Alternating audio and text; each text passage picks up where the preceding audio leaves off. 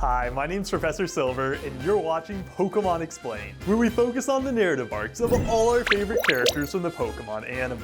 In today's class, we'll break down the complete history of Ash's Torkoal, detailing all its battles, storylines, and character development. Sometime before its debut in All Torkoal, No Play, Torkoal wandered into the Valley of Steel, a land filled with hyper-aggressive steel types. While there, the Steelix that led the valley humiliated Torkoal by beating it in combat. Though Steelix's minions tortured it, Torkoal refused to leave until it could get revenge on the Iron Snake and regain its pride as a fire type. After twice saving Torkoal, Ash healed its injuries, complemented its resilience, and persuaded it to temporarily join his team so they could work together to escape the valley. Along the way, Torkoal dispersed Magnemite with Flamethrower, helped save May from an untimely demise, torched the Magneton, and met face-to-face with its archenemy. After Steelix deflected Flamethrower with Sandstorm and overpowered Flamethrower with Dragon Breath, Ash took control and directed Torkoal to preempt Irontail with Flamethrower. When Steelix dug underground, Ash thought back to his battle with Lava Ridge Gym Leader Flannery and remembered her Torkoal's ability to use Overheat. Thanks to Ash's quick thinking, Torkoal used the move, won the match, and earned Steelix's respect. Realizing they made a fantastic team and having already bonded, Ash asked Torkoal to join his team, which it tearfully accepted.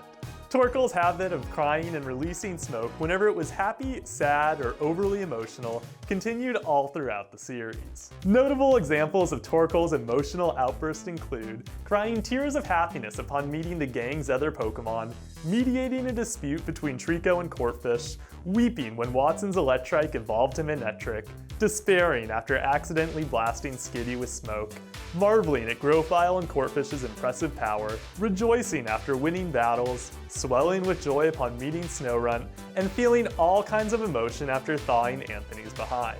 Beyond being hypersensitive, Torkoal proved a useful ally in Ash's adventures. It provided Ash a smokescreen to run away from Team Aqua, pushed a Camerupt across the stream, helped prevent a river from flooding Riado Town, taste-tested May's poisonous berries, and helped repair an airplane.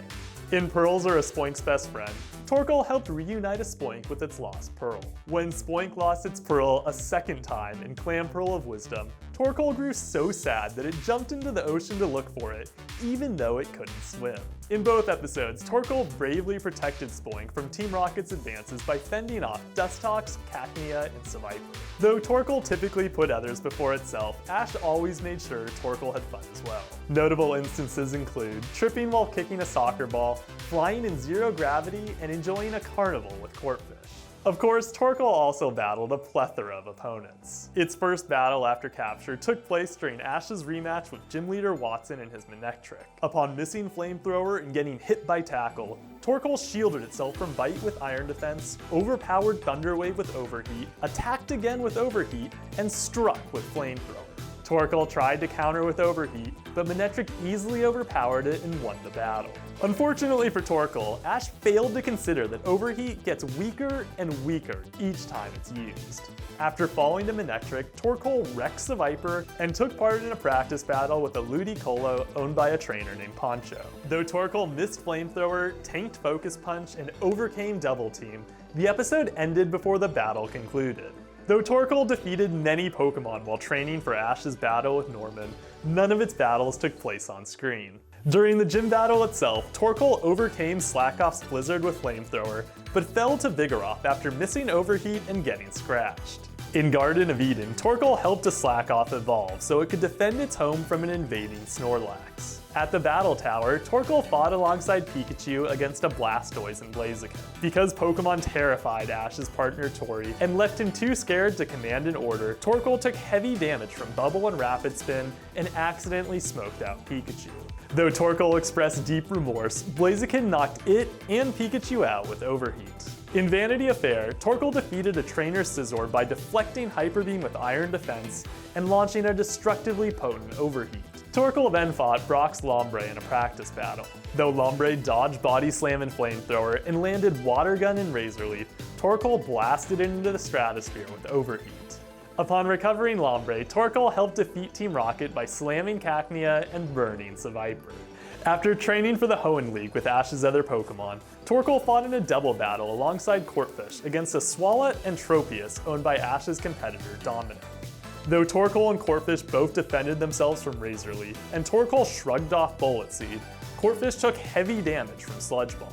Tropius nearly blew Torkoal away with Gust, but Torkoal dug in and fired off Flamethrower. It followed up with Overheat, but Tropius dodged the attack before it could make contact. After Bubble Beam bounced off Swalot, Corphish and Torkoal concentrated their attacks on Tropius. As Tropius charged Solar Beam, Corphish struck with Crabhammer and Torkoal hit with Flamethrower. Torkoal countered Solar Beam with Overheat, but its previous usage weakened the Fiery Blast. The resulting collision knocked out both Pokemon, forcing Corphish to win the rest of the match itself. Torkoal next battled Katie's Venomoth in the first round of the Victory Tournament. Though Torkoal evaded Stun Spore with Iron Defense, Venomoth prevented further usage with Disable, dodged Flamethrower, and returned to its Pokeball in exchange for Golduck. Robbed of its defensive capabilities, Torkoal easily fell to Hydro Pump and Fury Swipes. Though Torkoal fought a Steelix during Ash's battle with Morrison, no mention was made of its previous rivalry. Torkoal withstood Dragon Breath with Iron Defense, overpowered a second Dragon Breath with Overheat, and matched a third Dragon Breath with Flamethrower.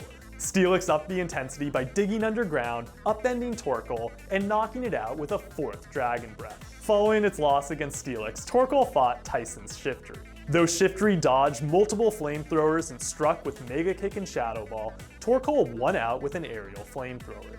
After earning its first and only win of the Hoenn League, Torkoal struggled immensely against Tyson's Hariyama, whose Thick Fat ability reduced the power of Fire-type attacks. Hariyama beat back Flamethrower with Arm Thrust and defeated Torkoal with Brick Break. Thereafter, Ash lost to Tyson, returned to Pallet Town, and introduced Torkoal to Cyndaquil and his other reserves. For unknown reasons, both Torkoal and Glalie stayed behind with Professor Oak while Ash traveled through the battle frontier. Towards the end of the saga, Torkoal returned to battle Pyramid King Brandon's legendary Registeel. Torkoal opened strongly by landing Flamethrower, dodging Metal Claw, toppling Registeel with Body Slam, and canceling out Zap Cannon with Flamethrower. Registeel retaliated by locking onto Torkoal and firing Zap Cannon. Because Iron Defense limited both the damage and the paralysis incurred, Torkoal counterattacked with a shock-inducing Body Slam. After being flung by Registeel, Torkoal bounced off the battlefield's wall and used the momentum to land a powerful Body Slam. Torkoal followed up with newly learned Heat Wave, but Registeel broke free and used Sandstorm to counter Flamethrower. Refusing to give up, Torkoal intercepted Registeel's next Sandstorm with Heat Wave and engulfed it within a fiery Inferno. Upon dodging Zap Cannon, Torkoal launched itself into the air and used the momentum from the Sandstorm to land a devastating Body Slam. Right as Torkoal neared victory, Registeel used Lock-On to ensure 100% accuracy and electrocuted Torkoal with Zap Cannon, winning Brandon the match. Despite losing the battle, Torkoal established itself as a true powerhouse. In contrast to Torkoal's near defeat of Registeel, Paul's expertly trained Nidoking and Magmar barely left a dent on its shiny exterior. Torkoal rested at Oak's lab during Sinnoh, but returned to train with Ash for the Sinnoh League and battle Tobias's Darkrai. Unfortunately, Torkoal fell to Dark Pulse only seconds into the battle, a far cry from its previous encounter with a legendary. Since the Sinnoh League's conclusion, Torkoal has remained at Oak's lab and only appeared in brief cameos. Torkoal won against a Wild Magneton, a Wild Steelix, James's Cacnea, Jesse's Seviper, Norman's Slackoff, a Trainer's Scizor, and Tyson's Shiftry. It tied against Dominic's Tropius and lost to Watson's Manectric, Norman's Vigoroth, Rafe's Blaziken, Katie's Golduck, Morrison's Steelix, Tyson's Hariyama, Brandon's Registeel, and Tobias's Darkrai. Over the course of the series, Torkoal used Flamethrower, Iron Defense, Body Slam, Overheat, and Heat Wave. While Torkoal may not be Ash's best battler or strongest fire type, it's one of the most supportive and empathetic Pokemon he's ever owned.